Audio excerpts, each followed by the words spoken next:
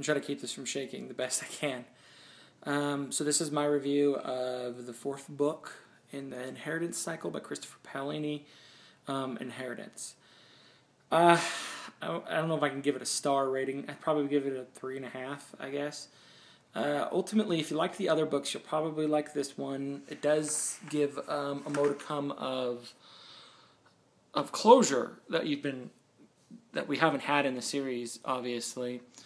Like some of the other reviewers, the written text reviews, I think there are some leaps and some things that weren't done, like I guess how I would have done them. But for the most part, I think the story stays true to itself. The characters stay true to themselves, and that it was well. I think this was actually the best book in the series, and not necessarily just because it finished out the series, but because I think Christoper has. I talk like I know him. Christoper Paolini has improved as a writer, from Aragon to Eldest to Brissinger to Inheritance. Ultimately, I've got fundamental issues with this writing genre in general.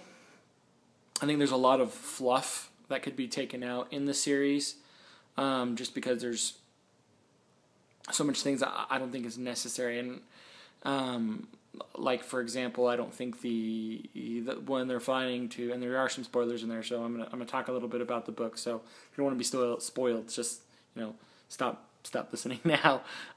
So when Aragon, Saphira, and Glader are flying to Dobo Abaria, or the island of the riders, they have the sea monster kind of come up and try to eat them, and it wasn't a very long sequence, and a few paragraphs concerning this sea monster, but it was just unneeded. It was just not needed.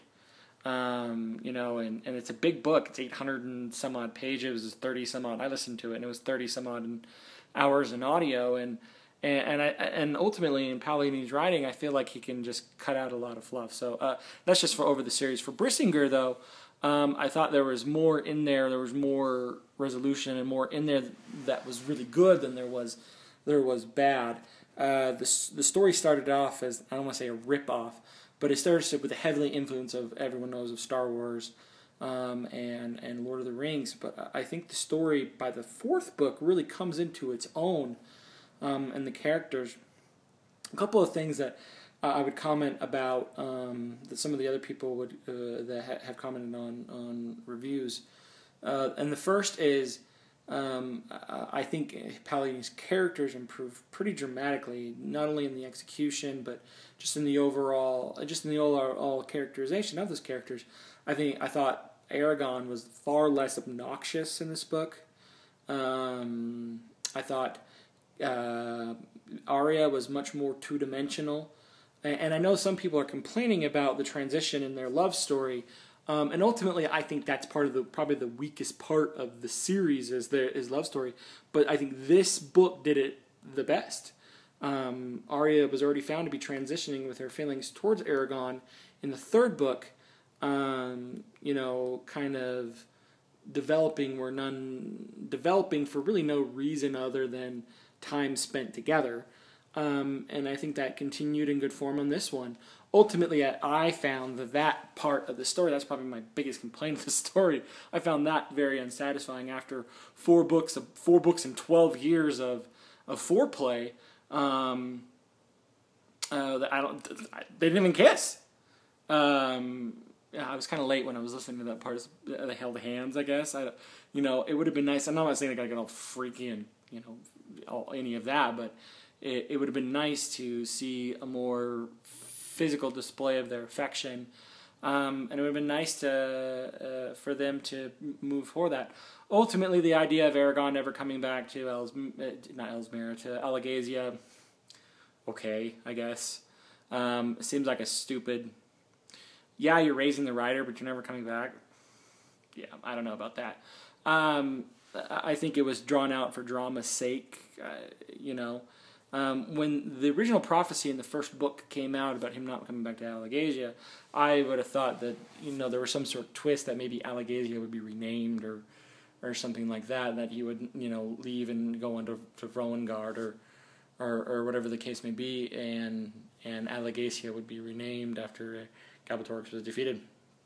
But that wasn't the case. They went for the drama, and hopefully, if you listen now, a lot of you didn't get to listen to Paolini's interview that was at the end of the audiobook, and he is planning, and maybe it could be 20 years before he gets to it, but he is planning to do some extra stories, and in the world he's got at least one book planned out that's, I don't know if it's a direct continuation, but there's some new characters, and so that's good. I really like to see a resolution of that storyline, because I don't think it's done. It was very unsatisfactory to me.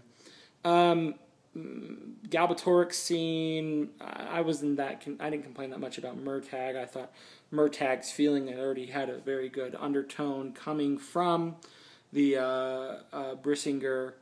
It would have been nice to see some stuff written from Murtagh's perspective in his feelings. I think that would have given us more insight into the development of his supposed love story with Neswata. I would like to see what happened when Murtagh flies into the north, and so there's a lot of things in the book that are left. There are a lot of questions, and hopefully, if he gets to him, he'll get to that.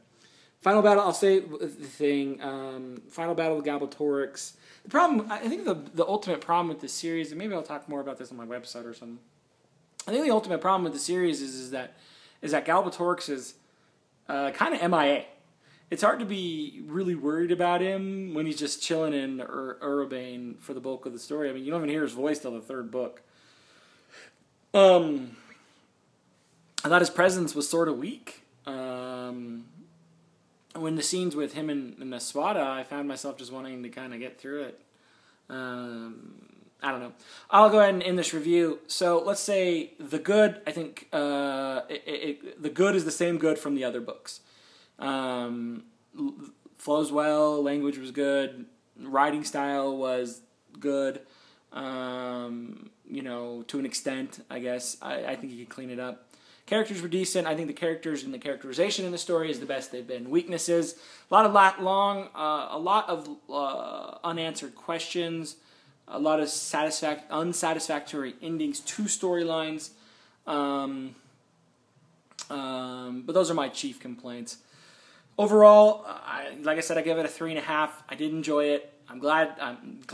It's always sad to see a story. I mean, this series has been around for 12 years. He's been working on it. I'd love to see another story in it. I'd like to see what goes on without Galbatorix between the